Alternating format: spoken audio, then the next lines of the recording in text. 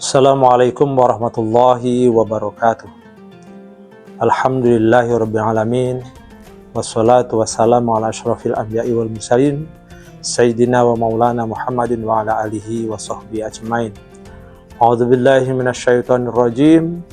Ya ayyuhalladzina amanu kutiba alaikumussyiyam kama kutiba alal ladzina min qablikum la'allakum tattaqun. Hadirin jamaah rahimakumullah yang dirahmati oleh Allah Subhanahu wa taala. Tak terasa saat ini kita telah memasuki bulan Ramadan tahun 1447 Hijriah. Mari kita sambut bulan Ramadan ini dengan penuh sukacita, agar semangat kita tidak hanya membara di awal. Kita memerlukan fondasi penyambutan yang kokoh melalui 4 pilar utama. Yang pertama, reorientasi niat. Dari tradisi menuju transformasi, seringkali kita menyambut Ramadan hanya sebagai tradisi. Ganti menu makanan, beli baju baru, atau sekedar ikut tarawih. Semangat yang besar lahir dari niat imanan wahtisaban, beriman dan mengharap pahala. Imanan artinya yakin bahwa ini perintah Allah Subhanahu wa taala yang mengangkat derajat kita.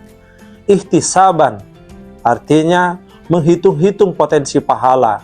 Kita harus haus akan pahala sebagaimana kita haus saat berpuasa. Yang kedua, tazkiyatun nafs, penyucian jiwa. Ramadan adalah bulan yang suci, maka ia hanya bisa meresap ke dalam jiwa yang bersih. Hubungan dengan Allah Subhanahu wa taala, mulailah memperbanyak istighfar. Ibarat gelas, jika penuh dengan air kotor atau dosa, maka air jernih rahmat Ramadan tidak akan bisa masuk. Hubungan dengan manusia, tuntaskanlah urusan hati kita. Jangan masuk ke dalam bulan Ramadan dengan membawa beban permusuhan. Maafkanlah orang lain agar hati kita ringan saat beribadah. Dan yang ketiga, manajemen ilmu dan strategi. Semangat tanpa ilmu adalah kesia-siaan. Kita perlu membedah kembali fikih puasa agar ibadah kita berkualitas. Pahami bahwa puasa bukan hanya memindahkan jam makan, tetapi menahan lisan dari ghibah dan menahan mata dari yang haram. Imam Al-Ghazali membagi puasa menjadi 3 tingkatan. Yang pertama, puasanya orang awam. Yang kedua, puasanya orang khusus, menahan panca indera.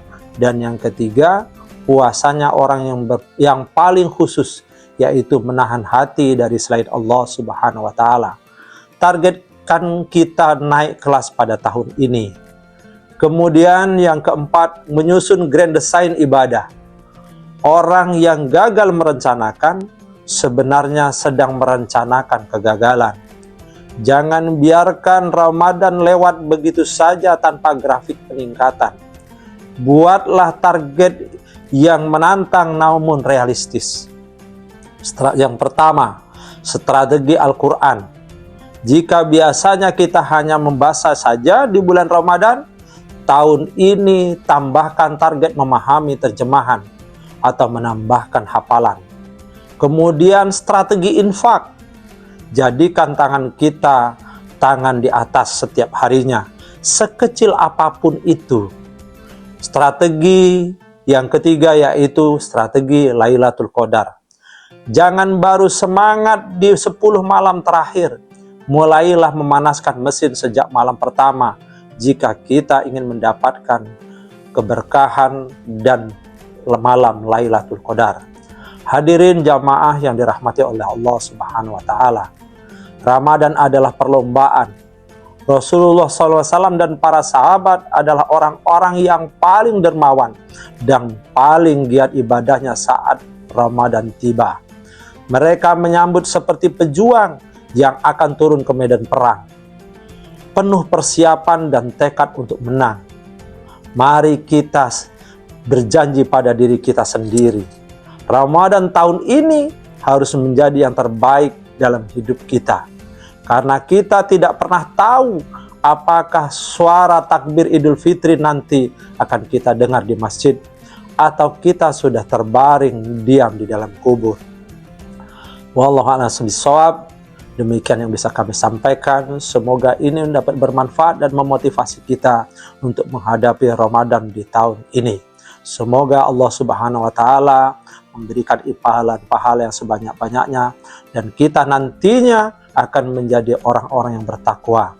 Wallahul muwaffiq ila aqwamit thoriq. Wassalamualaikum warahmatullahi wabarakatuh.